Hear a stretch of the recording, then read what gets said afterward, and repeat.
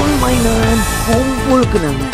Selamat datang ke video SM Collector bersama saya, Amir Zuhair.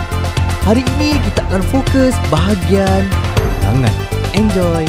Aduh, kebosanannya.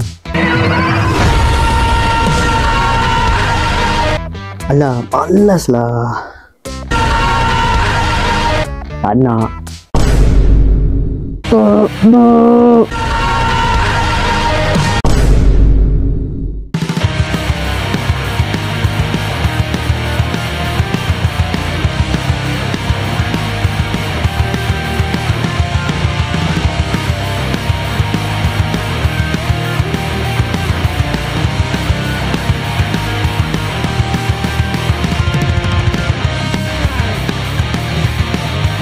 Five hours later. Aduh.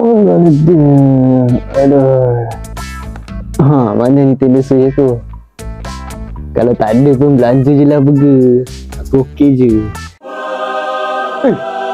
Serius lah weh? Aku ingat kau main-main. Oi. Hai, kenapa tak boleh on?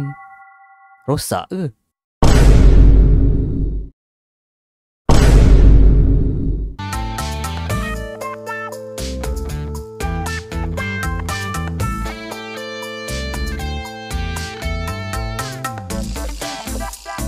Sementara tengah cas ni, tengok boboiboy je lah.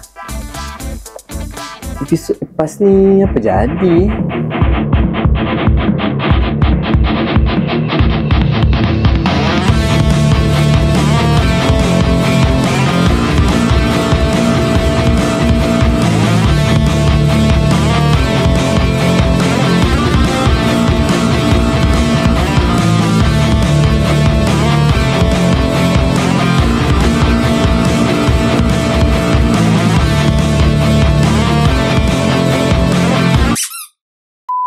Okey, saya sudah tengok Boboiboy musim 1 episod 12 dan saya amat suka dengan perkembangan plot yang berlaku dalam episod ini.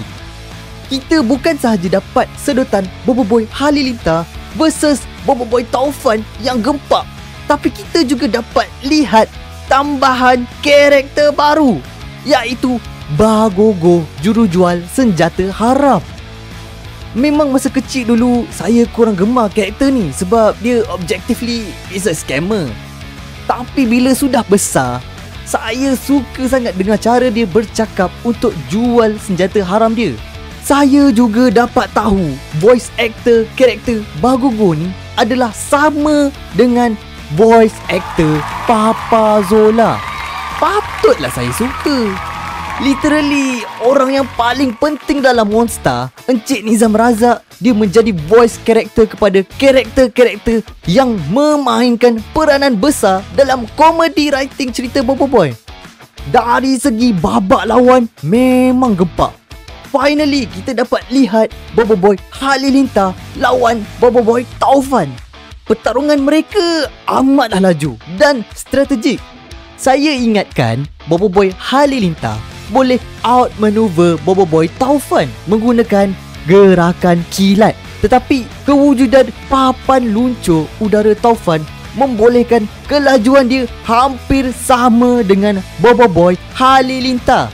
Walaupun pertarungan ini berakhir dengan Boboiboy Tanah menangkap Boboiboy Taufan dan Ocobot paksa dia menangis tengok drama Melayu, kita masih belum dapat lihat kekuatan penuh kedua-dua Boboiboy tahap 2 ini.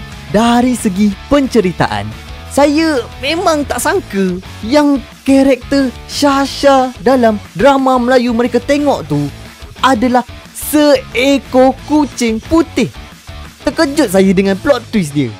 Memang patutlah si Boboiboy Taufan menangis.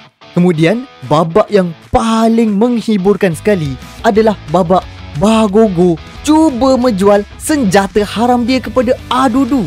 Dia memang pakar dalam bidang menjual sebab semua taktik marketing dengan sales pitch dia guna habis. Memang convincing. Silap harga je. Boleh pula senjata yang Adudu nak beli, harga dia 50 juta 50 sen. Itu pun dah potong diskaun. Kesimpulannya, episod kali ni telah menjadi salah satu favourite episod saya untuk musim 1. Kepada sesiapa yang nak tengok si Adudu kena scam dengan Bagogo, tontonilah Bobo Boy musim 1 episod 12 di channel Monster Universe. Link ada di description. Ingat ya, jangan jalan, tidak tengok jalan.